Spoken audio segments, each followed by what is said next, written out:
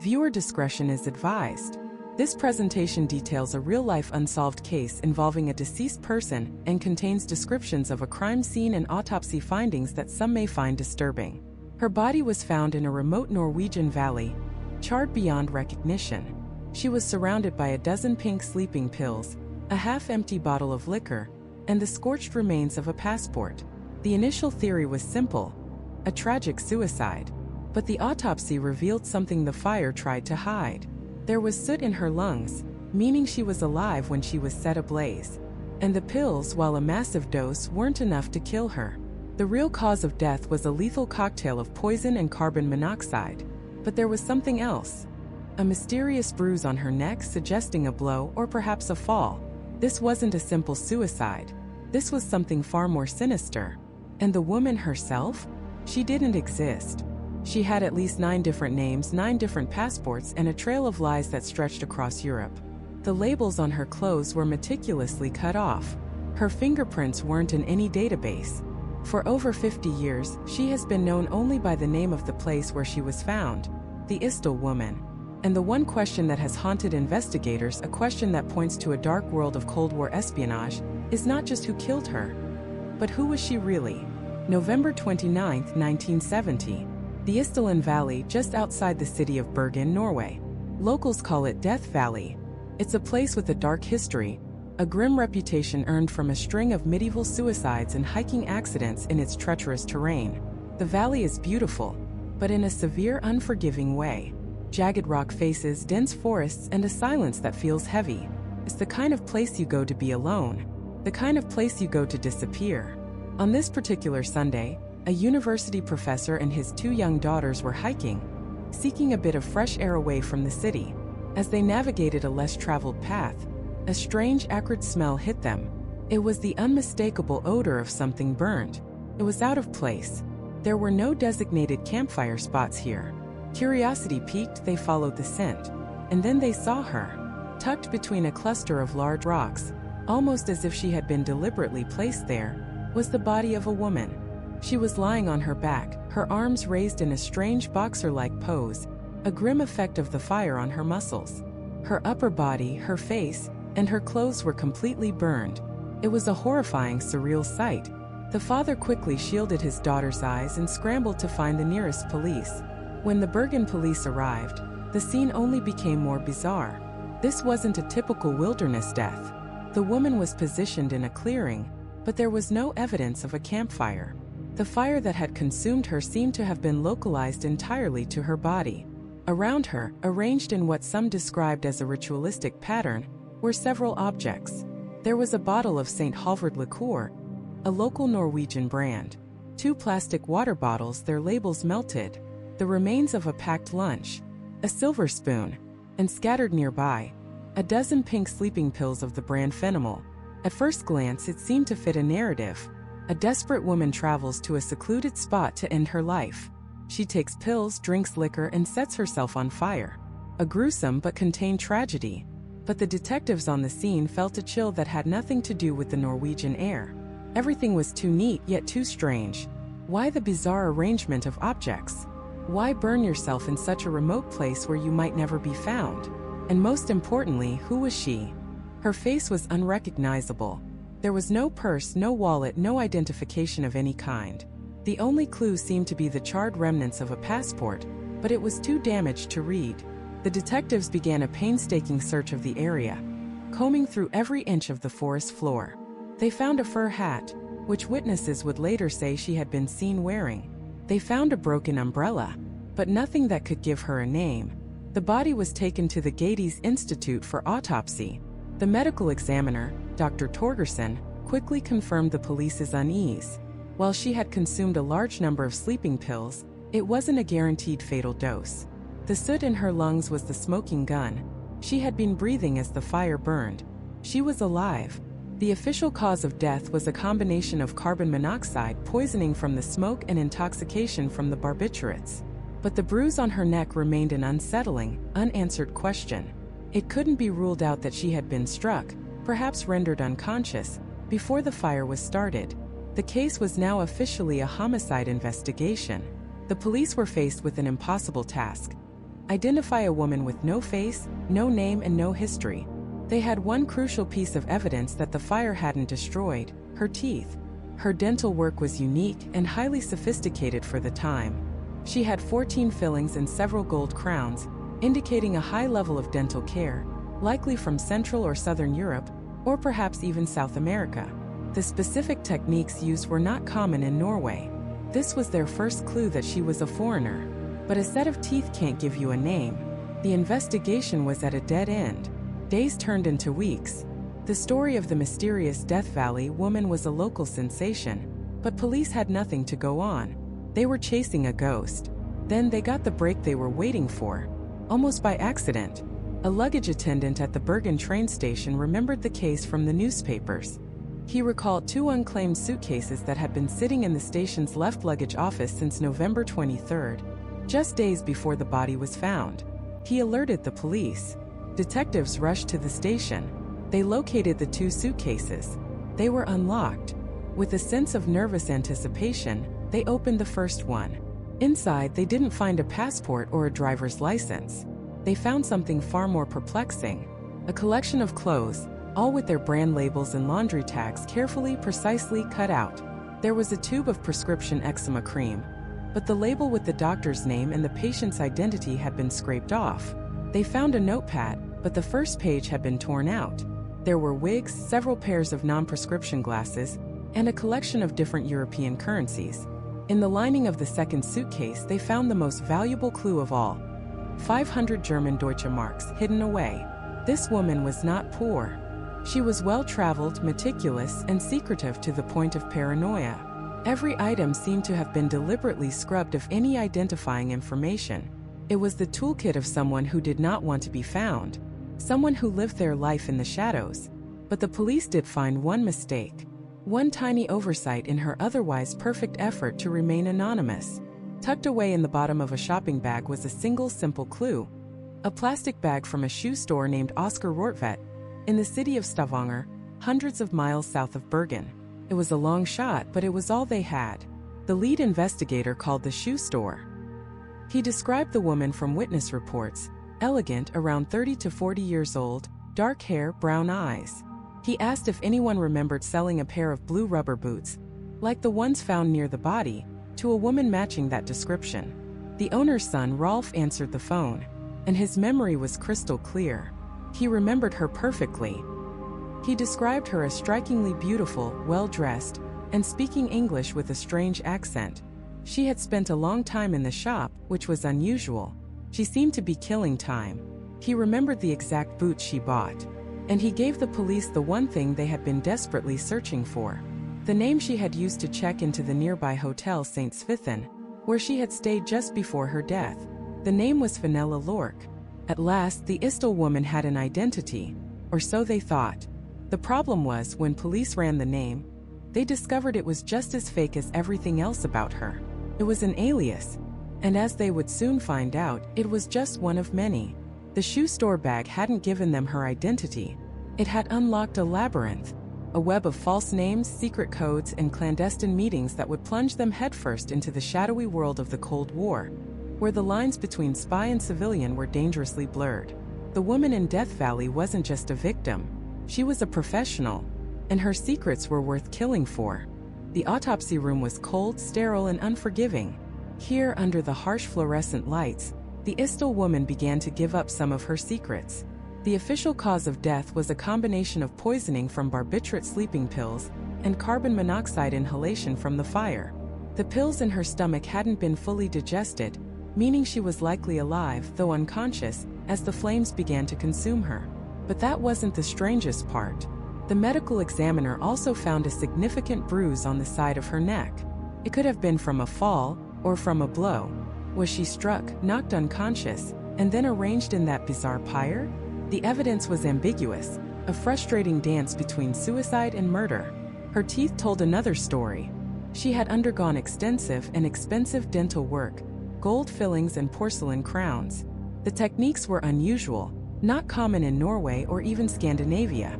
Experts suggested the work was done in Southern or Central Europe, or perhaps even further east. It was the work of a highly skilled dentist, the kind of quality you'd expect from someone with significant resources. This was no drifter. Her fingerprints were another dead end. They were on file nowhere in Norway, nowhere in Interpol's international database. It was as if, officially, this woman had never existed. Frustrated, the Bergen police, led by a determined investigator named Oscar Horns, went back to square one. Back to Death Valley. They combed the area again, inch by inch, looking for anything the first search might have missed. They cataloged the strange collection of items found around her body. 2 bottles of St. Halvard liqueur, one empty, one nearly full. A plastic bottle that once held water.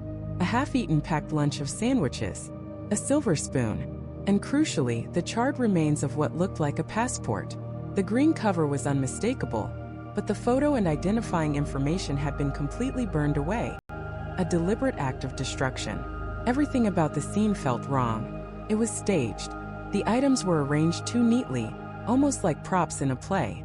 The location itself was off the beaten path, but not entirely remote. It was a place you could find if you knew where to look, but not a place you'd stumble upon by accident.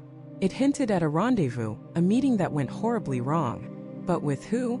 The police had a body without a name, a cause of death that could be suicide or murder, and a crime scene that offered more questions than answers. They were stuck. For weeks, the case stalled. The mystery woman was simply known in the press as the unknown woman, and public fascination grew. Who was she? Where did she come from? Theories ran wild, from a jilted lover to a criminal on the run. But the truth, as it so often is, was far stranger.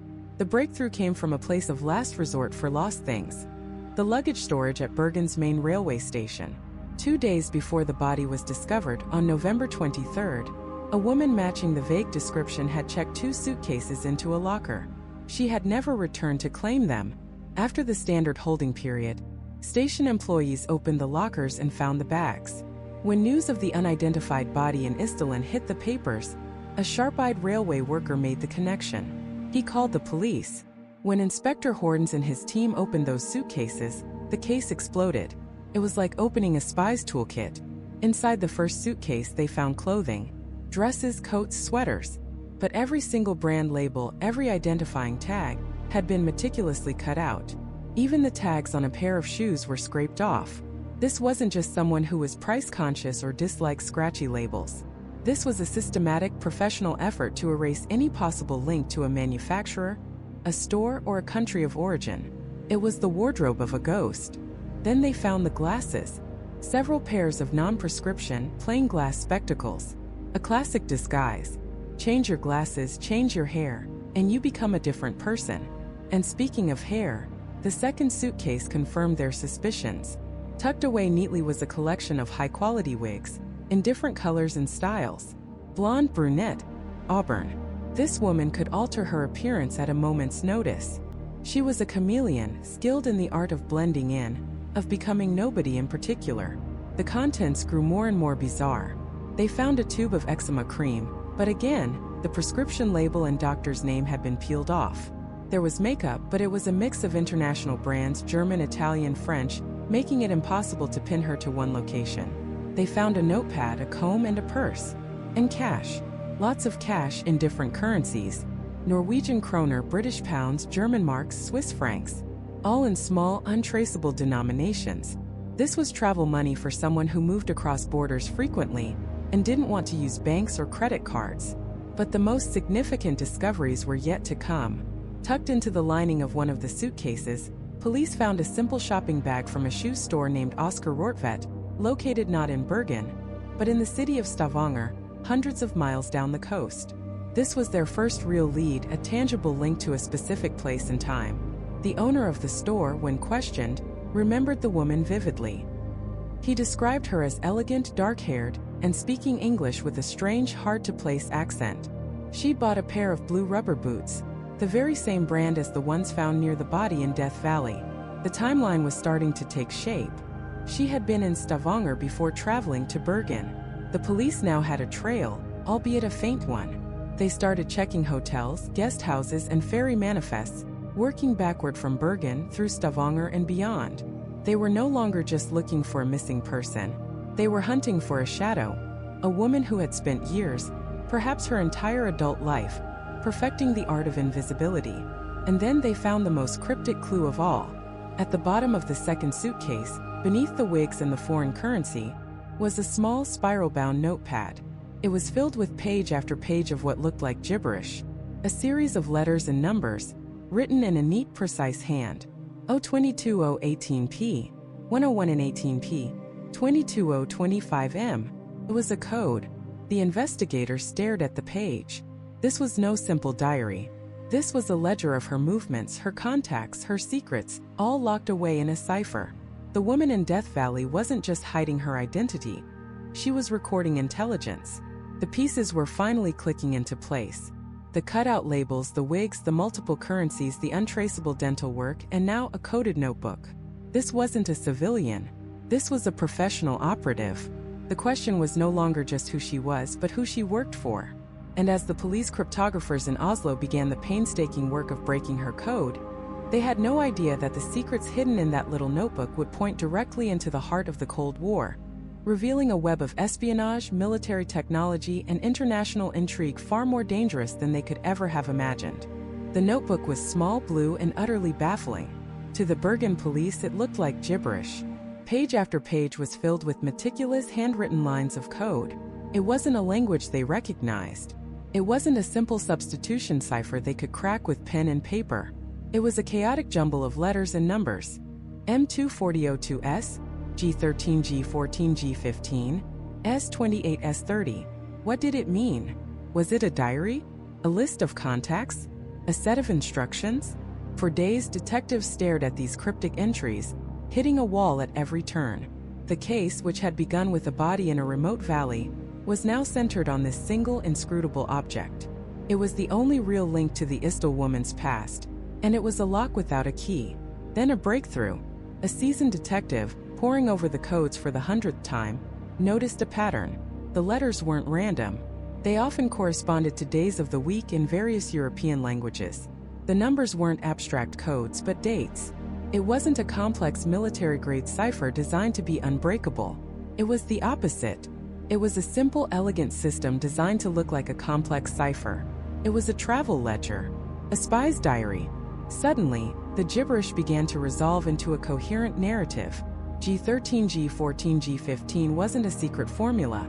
It was simply 13th, 14th, 15th of the month in Geneva. S28, S30 was the 28th and 30th of the month in Stavanger. As they cracked the system, a ghost began to take shape.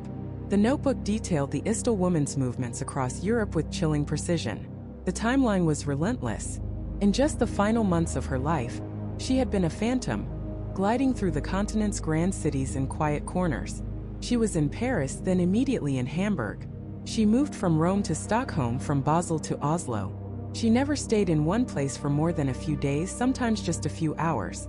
This wasn't a tourist's itinerary. This was the calculated, high-velocity travel of a professional operative. The police cross-referenced the decoded dates and locations with what they already knew. The pieces snapped together.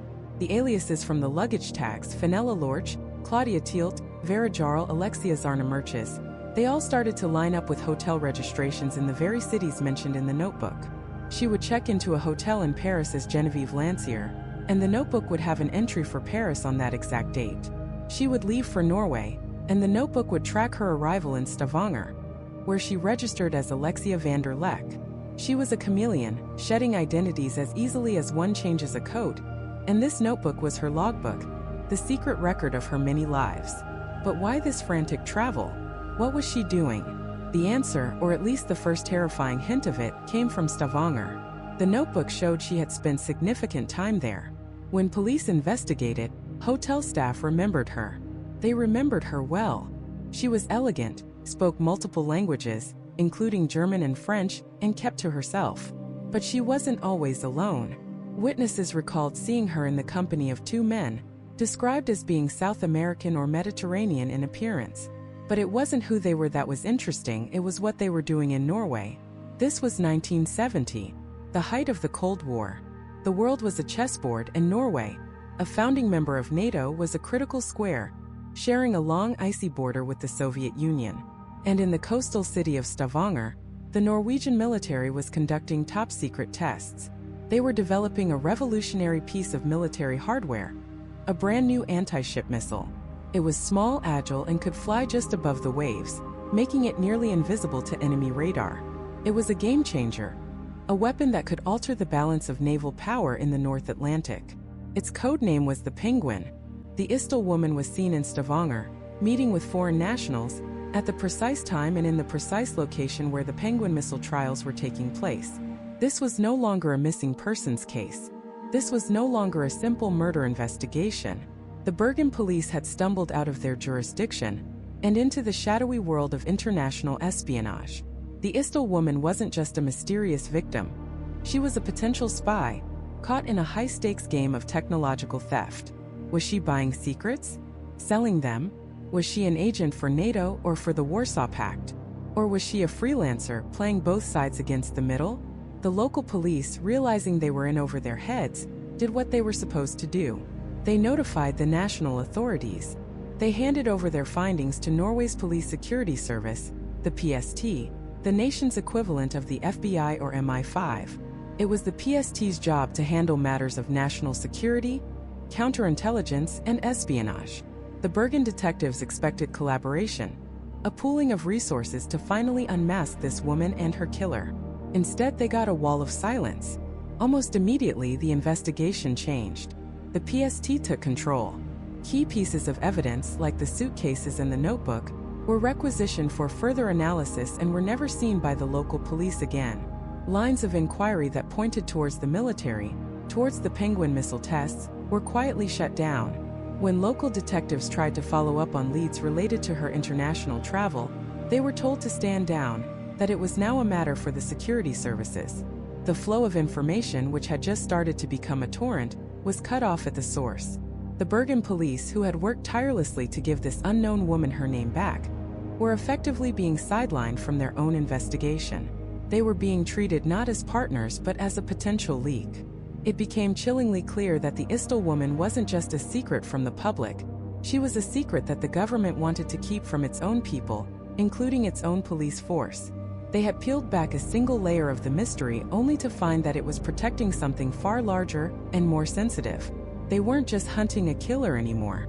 They were navigating a minefield of state secrets, where the official story was a carefully constructed fiction, and the truth was a classified document, buried so deep it might never see the light of day. The question was no longer just who was the Isdal Woman, but why was her identity so dangerous that even the government would conspire to keep it buried? The official story was a flimsy shield against a storm of unanswered questions. Suicide. A deeply troubled, unknown woman ends her own life in a remote valley. Case closed. But for the investigators on the ground, for the journalists who had followed the bizarre trail of clues, and for a public gripped by the mystery, that conclusion felt less like an answer and more like an order. An order to stop digging. The case file was stamped, sealed, and sent to the archives, but the ghost of the Isdal Woman refused to be filed away. She lingered in the inconsistencies, in the strange and deliberate erasure of her identity. This wasn't just a cover-up.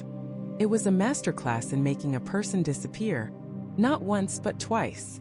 First in life by her own hand and then in death by the hand of the state. The speed with which she was buried was alarming. A Catholic service for a woman of unknown faith, laid to rest in a zinc-lined coffin, designed to resist decomposition and perhaps future exhumation, in an unmarked grave. Every step taken by the authorities seemed designed not to solve the mystery, but to entomb it. But secrets, especially ones this big, have a way of clawing their way back into the light. And the key to unlocking this one lay back in that evidence room, in the strange collection of items she left behind. Seen through the lens of a simple tourist, her possessions were bizarre. But seen through the lens of Cold War espionage, they started to make a terrifying kind of sense. Consider the disguises. Multiple high-quality wigs, non-prescription glasses. This wasn't about vanity. This was about creating personas. The ability to change her appearance at a moment's notice, to become a different person on a different street, is a fundamental skill in the world of intelligence. It's called tradecraft. The meticulous removal of all labels from her clothing, the scraping of brand names from her belongings. This wasn't the act of a person trying to forget their past. It was the act of a professional ensuring they couldn't be traced. An operative trained to exist as a ghost, leaving no fingerprints on the world. Then there was her travel pattern. It was frantic, expensive, and geographically precise. Paris, Geneva, Hamburg, Rome. And within Norway, Oslo, Stavanger, Trondheim, and finally Bergen. This wasn't a scenic tour. These cities formed a constellation of strategic importance. They were hubs of industry, military activity, and political power. Her movements suggested a mission, a carefully planned intelligence-gathering operation, moving from one target of interest to the next. And the most compelling piece of evidence, the Rosetta Stone of this entire mystery, was the small lined notebook found in her luggage. To the casual observer, it was just a jumble of letters and numbers, but to a trained eye, it was a code. A series of cryptic entries like 022028P, 71S018P, N10M11S. For years, cryptographers, both amateur and professional, have hammered away at these codes. Most of it remains gibberish, a lock without a key. But a small breakthrough was made. The codes weren't complex cryptographic algorithms. They were a simple substitution cipher. A key once discovered revealed that the entries were not secret messages, but a detailed coded travel log. Each entry corresponded to a date and a place she had been. It was a meticulous record of her own movements. Why would a tourist do this? They wouldn't. But a spy operating under multiple aliases would need a foolproof way to keep track of their own timeline. A ledger of their fabricated lives, written in a language only they could understand. It was her operational diary. So if she was a spy, who was she working for? And what was she doing in Bergen, a quiet, rain-swept city on the edge of the North Sea? To answer that, you have to understand Norway's position in 1970. It wasn't a sleepy Scandinavian backwater. It was NATO's northern flank, the front line of the Cold War. It shared a border with the Soviet Union and its massive naval base at Murmansk. The fjords that looked so picturesque to tourists were perfect hiding spots for submarines. Norwegian waters were a constant cat-and-mouse game between Soviet spy ships disguised as fishing trawlers and NATO surveillance planes. The country was crawling with agents from the CIA, MI6, the KGB, and the Stasi. It was a cold, wet, and very active battlefield. And in 1970, Norway was on the verge of rolling out a new top-secret weapon that had the Soviets very, very nervous. It was called the Penguin missile. This wasn't just any missile. It was a sea-skimming, anti-ship missile with a revolutionary infrared guidance system, making it incredibly difficult to detect and jam. It was a game-changer, a weapon that could neutralize the naval superiority of the Soviet Northern Fleet. And the final critical tests for the Penguin missile were being conducted at a secure facility not far from Bergen, right around the time the Isdal Woman checked into her last hotel. Suddenly, her presence made perfect sense. An agent, highly skilled in evasion and disguise, is sent to gather intelligence on a new weapon system that could tip the balance of power in the North Atlantic. She uses multiple identities, travels through key NATO cities, and keeps a coded log of her movements. She is operating deep in enemy territory, surrounded by counterintelligence agents who are actively hunting for people just like her. This theory transforms the scene in Isdalen Valley. The collection of sleeping pills is no longer just a means of suicide. In the world of espionage, pills like these phenobarbital have another use. They can be used as a truth serum or a powerful sedative for incapacitating a target during an interrogation or abduction. The partially burned items aren't a failed attempt to hide her identity, but a desperate, last-ditch effort to destroy sensitive information before being captured. The cryptic conversation overheard by the hotel guest, I am coming soon," takes on a chilling new meaning. Was it a planned rendezvous with her handler? Or a coded warning to her enemies?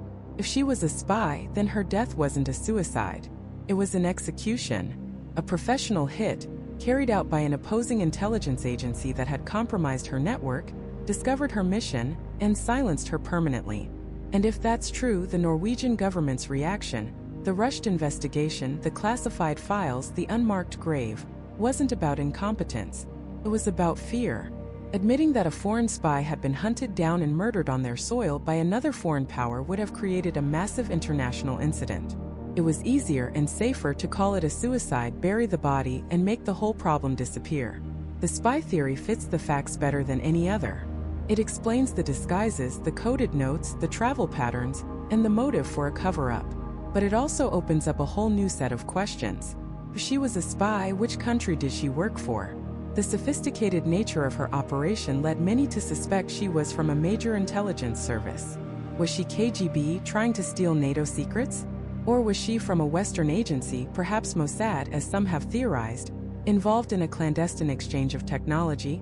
Was she a double agent, playing both sides against the middle, who finally got caught? The identity of her killer would depend entirely on the identity of her employer. For decades, this question remained a total dead end. She was a ghost, a phantom with no name and no country. The trail had gone cold, frozen in the Norwegian winter of 1970. But there was one clue, one tiny, overlooked detail buried deep inside her, that technology would one day be able to read. A clue that was permanent, unique to her, and couldn't be erased like the labels on her clothes. It was in her teeth. The very specific, very unusual dental work she'd had done was a form of geographical fingerprint, a chemical signature that could pinpoint where in the world she had grown up. And when that clue was finally analyzed, it would blow the case wide open, pointing investigators to a place no one had ever expected. This chemical signature is locked inside our bodies, specifically in our teeth. The enamel on your teeth forms when you're a child, and it never changes. As it forms, it absorbs trace elements from the food and water you consume. Two of these elements, oxygen and strontium, have different isotopic compositions depending on where in the world you are. The oxygen isotope ratio in drinking water varies with the climate and distance from the coast. The strontium ratio depends on the age and type of rock in the local geology, which gets into the soil, into the food, and ultimately into you.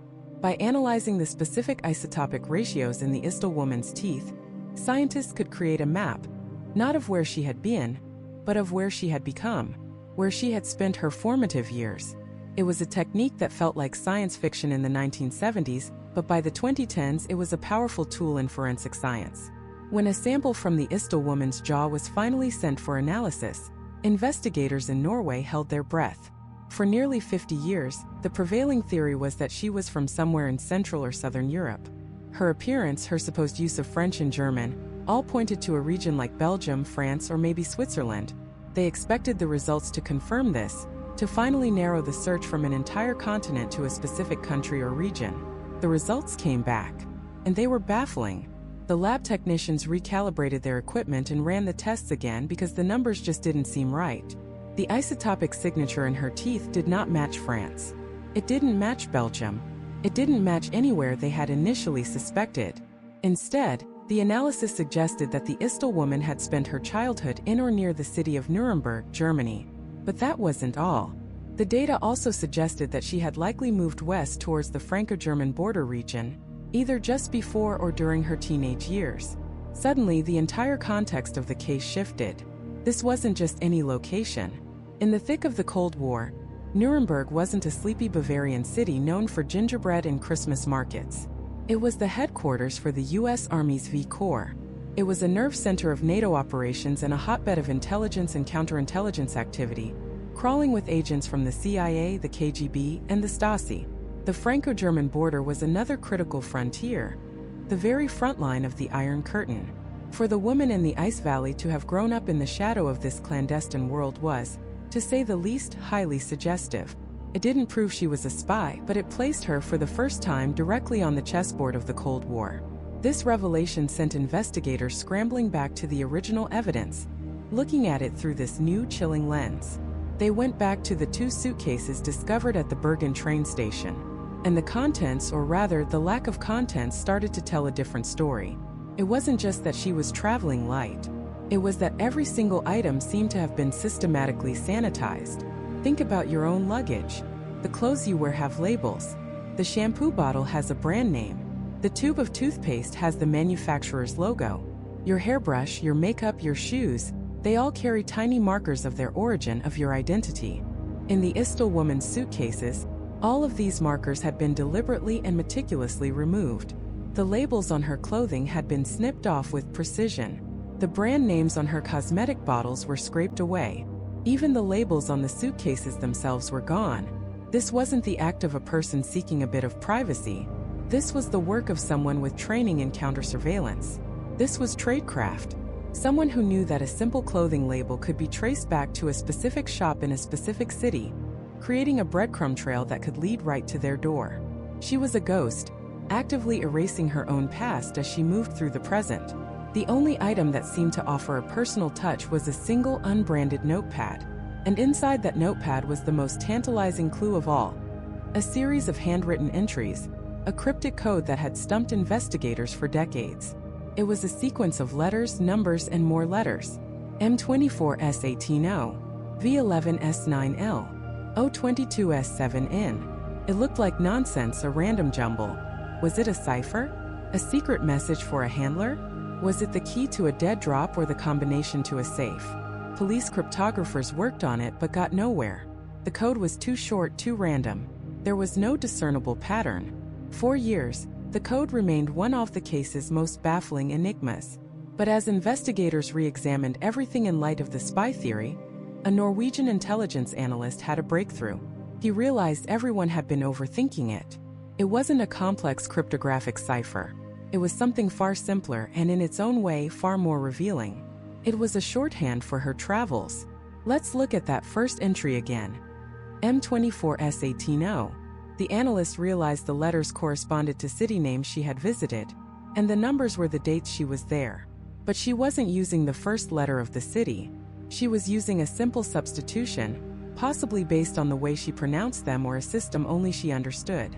The code wasn't meant to be unbreakable. It was meant to be indecipherable to a casual observer, like a customs agent flicking through her notepad. Once they cracked the system, her movements snapped into focus. The notepad was a detailed travel log. O was Oslo, S was Stavanger, B was Bergen. The list went on. The code M24S18O meant she was in Paris from the 20th to the 24th of March, then traveled to Stavanger, staying until the 18th of October. Another entry, O29S, meant she was in Oslo on the 29th of October. This wasn't the diary of a tourist. This was the meticulous record-keeping of a professional on an operation. Every move was documented. Every stay was recorded. The decoded itinerary revealed a whirlwind tour of Europe before her final trip to Norway. She had been to Paris. She had been all over Norway, from the capital in the south to the northern city of Trondheim, often staying in each city for weeks at a time. She would check into one hotel, stay a few nights, then move to another hotel in the same city. She was constantly moving, constantly changing her base of operations. The question was, why? Tourists follow a predictable path. They visit landmarks, they take photos, they move from one famous city to the next. The Isdal Woman's path was erratic. She was crisscrossing Norway, a country that, at the time, was a critical NATO listening post on the border with the Soviet Union. Its northern coast was lined with advanced radar stations and submarine bases, all pointed directly at the Soviet Northern Fleet. And her travels seemed to put her in close proximity to several sensitive military sites. In Stavanger, she was near a major NATO command center. In Trondheim, she was near top-secret test sites for Norway's new Penguin anti-ship missile, a piece of technology the Soviets would have desperately wanted to get their hands on. The code in the notepad proved she was methodical, secretive, and operating with a clear purpose. It gave investigators a map of her movements. But a map is useless if you don't know the destination. The code told them where she went and when. It never told them why. What was she doing in these cities for weeks on end? Who was she meeting in the lobbies of these grand hotels? The coded diary confirmed she was a woman with a mission, but the nature of that mission remained locked away, as silent as she was. And as investigators started to dig into her time in Bergen, just before her death, they began to hear stories from hotel staff and other guests. Eyewitness accounts that would paint a picture of a woman who was not only secretive, but also deeply, visibly afraid. At the Hotel Hordeheimen, a chambermaid remembered the woman vividly. She described her as beautiful, elegant, but with an air of constant vigilance. She kept to herself, but her eyes were always scanning the lobby, the hallways, the dining room. She seemed to be looking for someone, or perhaps looking out for someone. The staff noted she moved between rooms at least twice during her stay, a highly unusual request for a solo traveler. She'd complain about a minor detail, the view, the placement of the furniture, and insist on being relocated. To the staff, it seemed like an excuse. To investigators, it looked like tradecraft. It was a classic technique used by intelligence agents to sweep for listening devices, or to throw off anyone who might be following them. Another witness, a 21-year-old student staying at the same hotel, recalled seeing her in the restaurant. He said she looked foreign, sophisticated, and out of place. But what he remembered most was her scent. He described a sweet, slightly garlicky smell that seemed to follow her. This detail, seemingly random, would later become a critical clue, a strange olfactory fingerprint left behind by a ghost. Across town at the Hotel Neptune, where she checked in under the name Alexia Zarnamerchis, the front desk clerk remembered her speaking German with a strange accent. She paid in cash, as always, and specifically requested a room that did not face the street. She seemed preoccupied, distracted, her hands often fidgeting with her purse. She'd spend hours in her room, refusing housekeeping, only to emerge late in the evening to walk alone by the harbor, always bundled in a heavy coat, even on milder nights. But the most chilling account came from a guest at the Hotel Bristol, where she'd stayed just days before her death. The guest saw her in the hotel dining room, sitting alone. She was approached by two men who looked like military officers, though they were in civilian clothes. They spoke to her in German. The witness couldn't hear the conversation, but he saw the woman's reaction. Her face went pale. She appeared visibly distressed, almost as if she were about to be sick. She gripped the table, her knuckles white. After a few tense moments, she seemed to steel herself, nodded curtly, and the men left. For the rest of the evening, she just stared at her plate, not eating, lost in a world of her own. Who were these men? Were they contacts? Handlers? Or were they the source of her fear? The picture taking shape was not of a tourist enjoying the scenic fjords of Norway. It was of a woman on a mission that was going terribly, dangerously wrong. She was a professional, moving through a clandestine world, but the walls were closing in. Her paranoia wasn't imagined. It was a survival instinct. As investigators chased these ghostly sightings, they got a major break. On November 29th, 6 days after the Isdal woman's body was found, 2 suitcases belonging to her were discovered in a luggage locker at the Bergen railway station. The key had been found among the ashes at the crime scene. Police rushed to the station, hoping this would finally be the key to unlocking her identity. What they found inside only plunged them deeper into the rabbit hole. When they opened the first suitcase, it was like looking into a spy's toolkit. There was a collection of clothing, all of it high quality and of continental European origin. But here was the truly bizarre part. Every single label, every single tag from every piece of clothing had been meticulously cut off. Not just the brand names, but the care instructions, the country of origin, anything that could possibly trace the garments back to a specific shop or manufacturer had been systematically removed. This wasn't the act of someone who was simply privacy conscious. This was the work of someone professionally trained to erase their identity, to become untraceable. They also found a hairbrush and cosmetics, but forensic analysis found no usable fingerprints on them. It was as if she had wiped everything clean before packing. There were multiple pairs of non-prescription glasses, the kind one might use to alter their appearance. There were several wigs of different colors and styles. There was a tube of eczema cream, but the prescription label had been scrubbed off, making it impossible to trace back to a doctor or a pharmacy. The second suitcase was even more revealing. It contained a stash of cash from several different countries: Norwegian kroner, British pounds, German marks, Swiss francs, and Belgian francs. It was a traveler's portfolio, but also the kind of emergency fund an operative would keep. There were maps, including a detailed one of the Bergen area, and various train and bus timetables. She was clearly mobile, planning her movements with precision. And then, tucked into a side pocket, they found it. The most tantalizing clue of all. A small spiral-bound notepad. It contained no name, no address, no personal diary entries. Instead, page after page was filled with columns of letters and numbers, written in a neat, deliberate hand. It was undeniably a code. The entries looked like this: M2405S2, K2018S7, G11G17S9.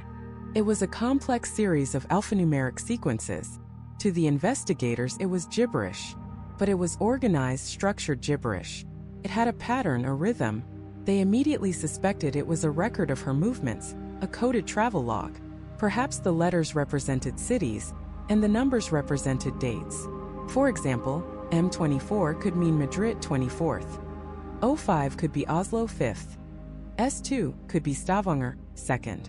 This was just a guess, but it fit her known travel patterns.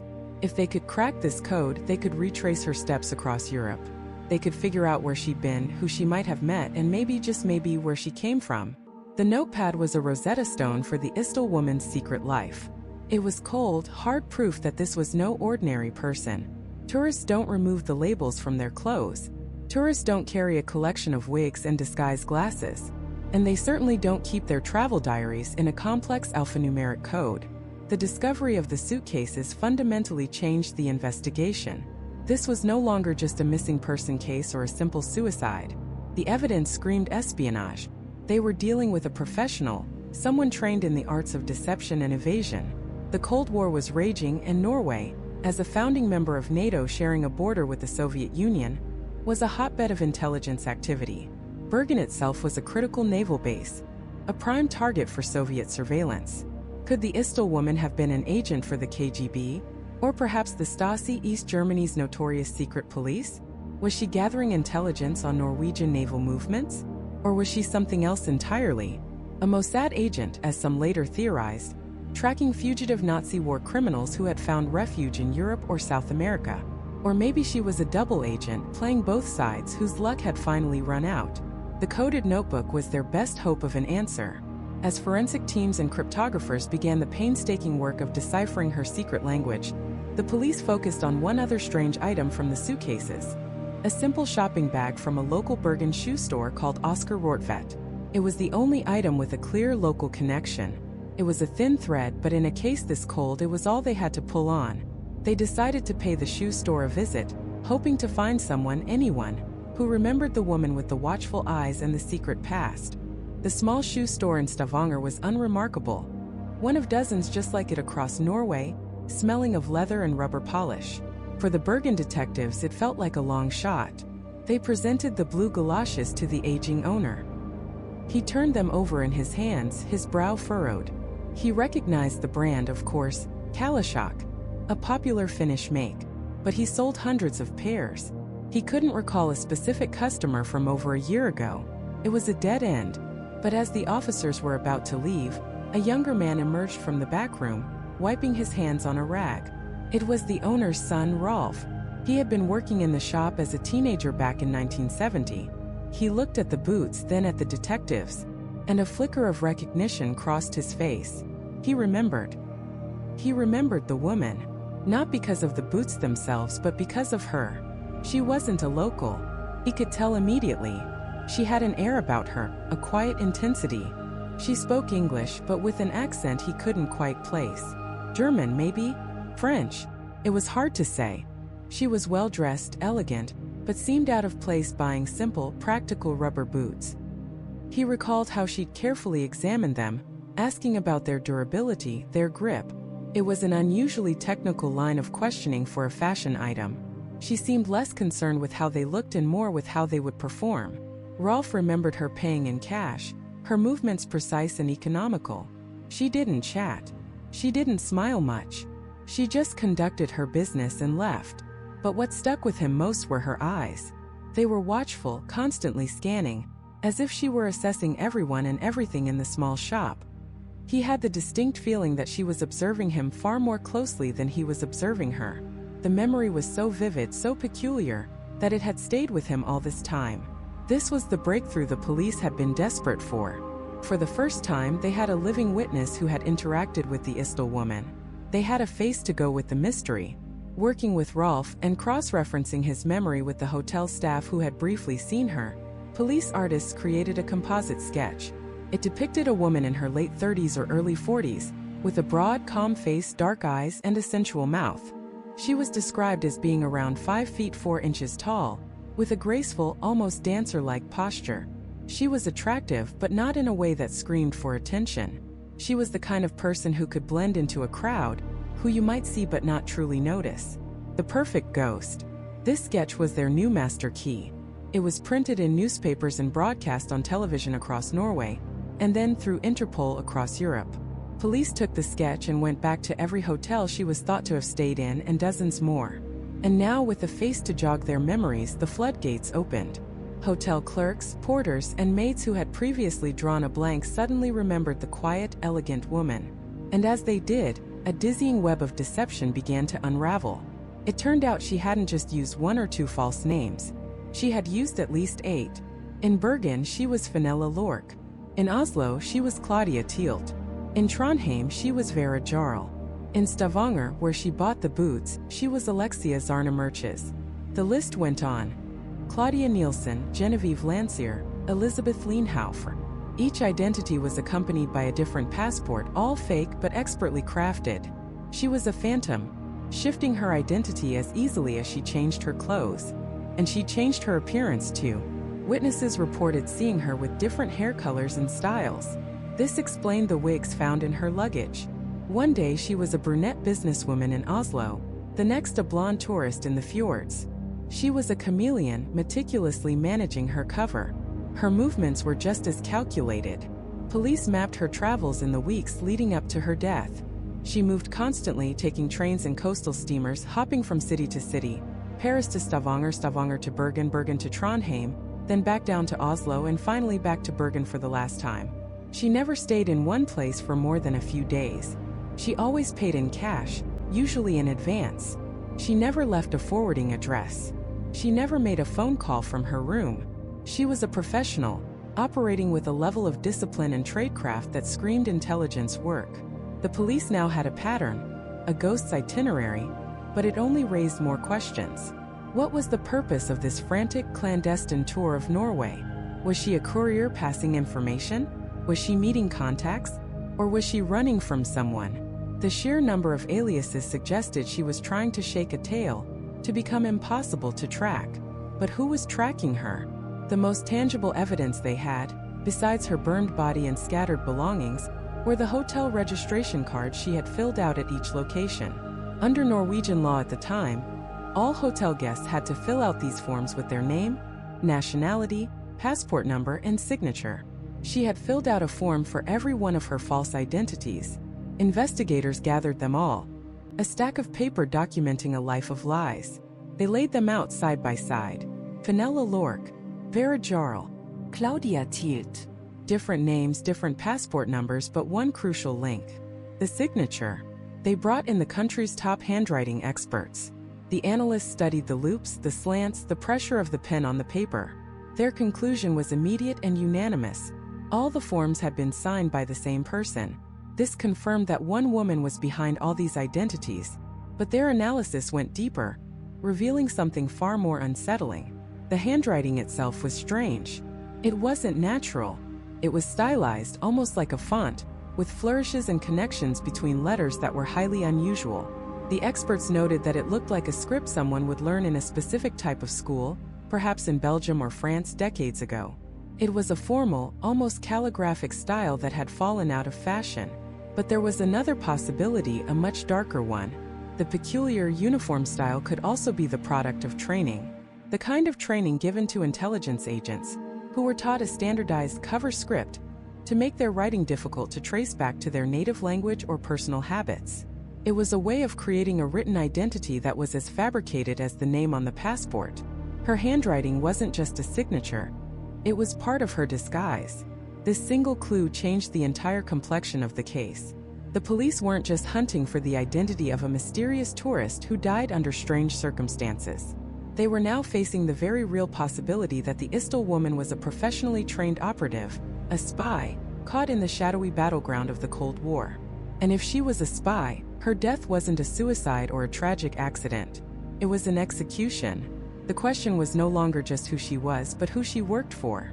And, more importantly, who she had betrayed. The coded message from the notepad suddenly seemed less like a travel diary, and more like a field report from an agent deep behind enemy lines. The police realized they were in over their heads. This was no longer a local homicide case. It was a matter of national security. The Bergen Police Department was a small, professional force, used to dealing with burglaries, bar fights, and the occasional tragedy. They were not equipped to handle international espionage. The moment the coded notepad was deciphered, the case was ripped from their hands. A quiet, firm order came down from Oslo. The file was to be transferred, immediately and without question, to the Norwegian Police Surveillance Agency. Known by its initials, POT, this was Norway's equivalent of the FBI or MI5. They were the counterintelligence service, the ghost hunters, the men who operated in the shadows to protect the nation from its enemies.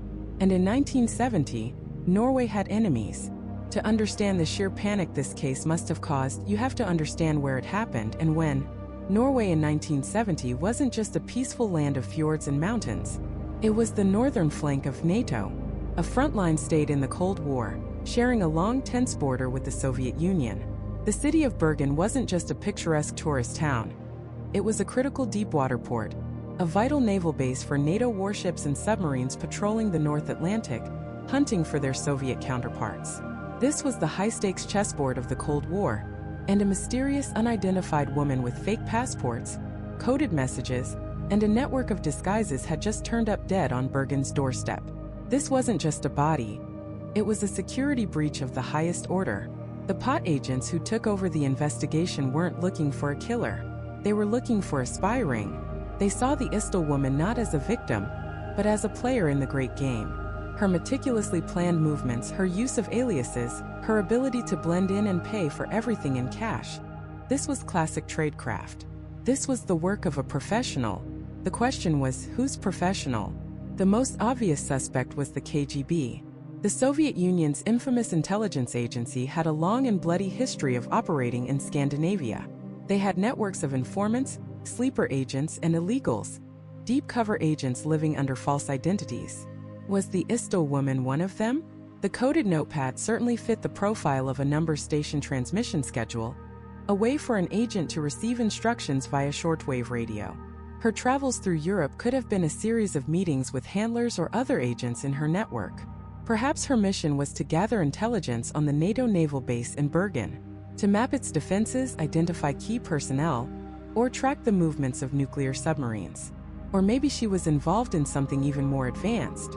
In the late 1960s, Norway was developing a revolutionary new piece of military technology, the Penguin anti-ship missile. It was a sea-skimming, highly maneuverable weapon that could be launched from ships, helicopters, and coastal batteries. It was a game-changer, and the Soviets would have given anything to get their hands on the plans. A sophisticated, multilingual female agent would be the perfect operative to get close to an engineer or a naval officer involved in the project. If this was her mission, then her death could mean one of two things. Either her mission was compromised and she was eliminated by Norwegian or Allied intelligence, or she had failed and was silenced by her own KGB handlers. In the brutal world of espionage, failure was often a death sentence. But the POT investigators had to consider other possibilities. The Cold War wasn't a simple two-sided conflict. Other nations were playing their own dangerous games, and one theory, whispered in intelligence circles for years, points the finger not at Moscow but at Tel Aviv. Could the Isdal Woman have been an agent of Mossad, Israel's legendary intelligence service? It sounds far-fetched, but the context is chillingly relevant. In the years following World War II, many Nazi scientists who had worked on Hitler's V-2 rocket program found new employment. Some came to America under Operation Paperclip. Others went to work for the Soviet Union, and a select group went to work for Egypt, helping to build a ballistic missile program aimed directly at Israel. For the fledgling state of Israel, this was an existential threat. Mossad launched a covert global campaign of intimidation, assassination, and sabotage to stop it. They called it Operation Damocles. What does this have to do with a dead woman in Norway? The link is the Penguin missile. Israeli intelligence was keenly interested in advanced rocketry and missile technology, both to defend against it and to develop their own. The Penguin missile's guidance system was state-of-the-art. It's theorized the Isdal Woman could have been a Mossad agent on a mission related to this program. Perhaps she was trying to acquire its secrets for Israel. Or perhaps she was tracking one of those ex-Nazi scientists who may have been in Norway consulting on the project, or trying to sell its secrets to Egypt. This theory gained even more traction 3 years later, in 1973, in the Norwegian town of Lillehammer. A team of Mossad agents mistakenly identified a Moroccan waiter as a Palestinian terrorist leader involved in the Munich Olympics massacre, and they assassinated him in broad daylight. The botched operation exposed a network of Mossad safe houses and agents operating secretly inside Norway. The Lillehammer affair proved that Mossad was not only present, but active and lethal on Norwegian soil. Suddenly, the idea of a female Mossad agent dying mysteriously in a remote Norwegian valley just a few years earlier didn't seem so outlandish. So we have two powerful theories. A KGB agent stealing NATO secrets, or a Mossad agent on a mission tied to missile technology and Nazi scientists. Both scenarios fit the evidence of a highly trained clandestine operative. Both scenarios provide a powerful motive for why she would need to be silenced, or why she might take her own life if her capture was imminent, following the spy's ultimate creed: never be taken alive. But there is a third possibility, one that is perhaps the most disturbing of all. What if she wasn't KGB or Mossad? What if she was working for one of the Western powers? For NATO, the CIA, or Britain's MI6? She could have been a double agent playing a dangerous game between East and West. If her true allegiance was discovered, she would have been a target for both sides. Or maybe she was a loyal Western agent whose mission went disastrously wrong. In that case, her death in the Isdalen Valley might have been cleanup, a cold, calculated decision by her own side to erase a compromised asset and prevent an international incident. A friendly government like Norway's could be persuaded to look the other way, to classify the evidence and bury the case for the sake of the greater good of the NATO alliance. This is where the mystery deepens into a conspiracy, because as the pot, Norway's own counterintelligence agency, dug deeper, they didn't find more answers. They found more silence. The evidence trail didn't just go cold. It was systematically shut down. Key pieces of information were classified. A wall of official secrecy was erected around the case, a wall that stands to this day. The official investigation, which had started with the intensity of a national security crisis, was quietly and inexplicably concluded. The official cause of death was listed as probable suicide, a conclusion so absurdly contrary to the evidence that it feels less like a finding and more like a cover story. Why would the Norwegian government go to such lengths to obscure the truth about an unidentified foreign woman? Who were they protecting? The answer is terrifying. They weren't protecting the victim. They were protecting a secret. A secret so important it was worth letting a spy or her killer get away with it. To understand the secret, you have to understand the time. 1970. This wasn't just the era of flower power and rock and roll. It was the absolute height of the Cold War. A silent, global conflict fought not on battlefields but in the shadows. And Norway, a founding member of NATO, shared a long icy border with the Soviet Union. It wasn't a quiet Scandinavian backwater. It was the front line. A powder keg of espionage where spies from the East and West played a deadly, high-stakes game of cat and mouse. Every embassy had its spooks. Every major port city was a hotbed of intelligence gathering. And Bergen, with its critical naval base Hakonsvern, was one of the most sensitive locations in all of Europe. Because inside the military installations around Bergen, something was being built. Something revolutionary. A weapon that would change the face of naval warfare. It was called the Penguin missile. Today we take smart weapons for granted. But in 1970, the Penguin was science fiction made real. It was a sea-skimming, anti-ship missile. You could fire it from a ship, a helicopter, or a coastal battery, and it would fly just feet above the waves, completely under the enemy's radar, using an infrared homing system to find its target. It was a true fire-and-forget weapon, a Soviet naval commander's worst nightmare. For any navy in the world, possessing the Penguin was a game-changer. For any intelligence agency, stealing its secrets was the highest priority. The project was top secret, developed in a partnership between the Norwegian Defense Research Establishment and the arms company Kongsberg. And the testing grounds, the research facilities, the engineers, many of them were right there, in and around Bergen, the very city where the Isdal Woman spent her final frantic days. Suddenly, everything clicks into place. The paranoia, the constant changing of hotels, the moving of furniture in front of her door. She wasn't just eccentric. She was a professional operating under extreme stress, convinced she was being followed. The disguises, the wigs, the multiple fake identities, this wasn't fraud. This was tradecraft. The coded message in her notebook, M. Friss, and the numbers and letters, it wasn't a personal diary entry. It was an operational note. A dead drop location, a contact's initials, a time for a clandestine meeting. Her extensive travel across Europe wasn't for leisure. It was the typical route of an intelligence operative, moving between cities like Paris and Hamburg, known hubs for espionage, to receive orders, make contact, and cover her tracks. She spoke multiple languages fluently, a prerequisite for any deep cover agent. She paid for everything in cash, leaving no paper trail. This woman wasn't a tourist or a troubled soul. She was a ghost. a professional spy operating in hostile territory on a mission of immense importance. And her mission almost certainly was the Penguin missile. This single fact reframes the entire investigation. It explains why the Norwegian Police Intelligence Service, the PST, descended on the case with such speed and secrecy. They weren't just investigating a Jane Doe. They were dealing with a national security crisis unfolding on their doorstep. Her death wasn't a random tragedy. It was a catastrophic intelligence failure. The question then becomes, who was she working for? The most obvious answer is the Soviet Union, the KGB. The Penguin missile was designed specifically to counter the massive Soviet fleet.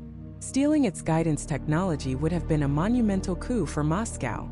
Her potential Eastern Bloc origins, the languages she spoke, it all fits the profile of a KGB illegal, an agent operating without diplomatic cover. If she was a Soviet spy, her death could have come from any number of directions.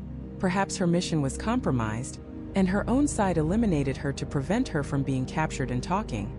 Or perhaps a rival agency like the CIA or MI6 discovered her and neutralized the threat.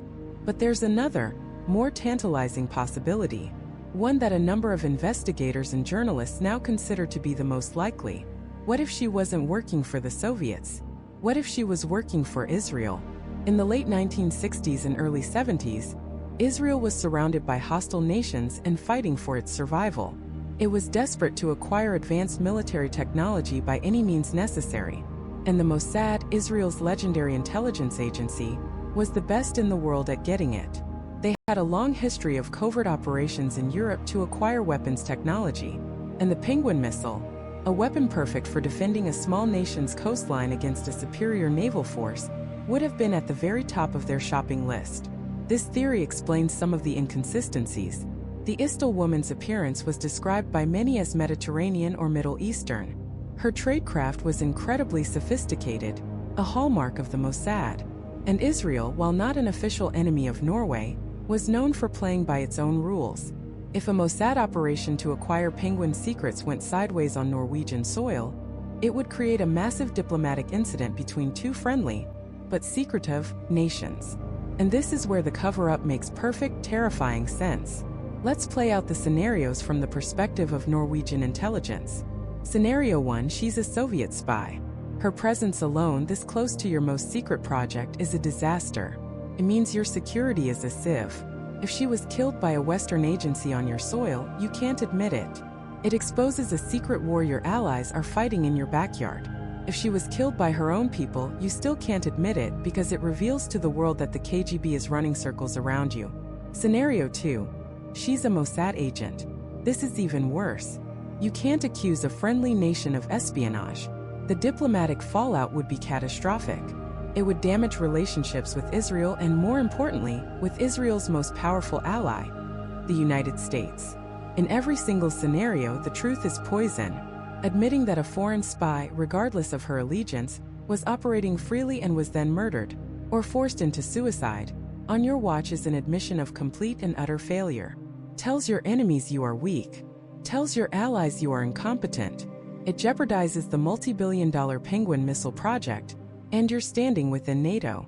So what do? You don't solve the crime. You erase it. You pressure the Bergen police to wrap it up. You confiscate the most telling pieces of evidence, like the jawbone and tissue samples, and bury them in a secret file. You classify key documents. You push the simplest, quietest narrative you can. A lonely, depressed foreign woman took her own life. No spy. No missile secrets. No international incident. Just a sad, forgettable tragedy. You close the case, lock the file, and you let the Isdal Woman remain a ghost. Her true identity and purpose buried along with her body in an unmarked grave. It was the perfect solution. A secret protected by a mystery, sealed by the state for the sake of national security. For almost 50 years the secret held. The files remained closed, the witnesses grew old, and the memory faded. The official story was the only story, but secrets like bodies have a way of resurfacing. And the incredible march of modern science was about to give the Isdal Woman a voice. A voice that would speak from beyond the grave, telling a story written in the very elements of her bones. A story that would point a finger, not to a killer, but to the world she truly came from. The science is called stable isotope analysis. Think of it like this. Every time you drink a glass of water, you're absorbing a chemical signature unique to that specific place on Earth. Oxygen isotopes in the water vary depending on the climate, the altitude, and the distance from the coast. These isotopes get locked into your developing teeth, creating a permanent, unchangeable record of where you spent your childhood. Your bones, on the other hand, are constantly remodeling, creating a snapshot of where you've lived more recently over the last decade or so of your life. In 2017, a team of scientists at the University of Bergen and other international institutions were given the one piece of the Isdal Woman that could truly talk, her jawbone, with its distinctive gold dental work. They painstakingly sampled the enamel from different teeth, each one a tiny time capsule from a different stage of her early life. They analyzed the oxygen isotopes within, comparing them to a global map of water signatures. And they found it. The voice from the grave. The results were stunning. The Isdal Woman was not from Norway. She wasn't from the Balkans or Israel or anywhere in the Mediterranean. The chemical signature in her teeth pointed overwhelmingly to one specific region of Europe. She had spent her childhood near the border of France and Germany.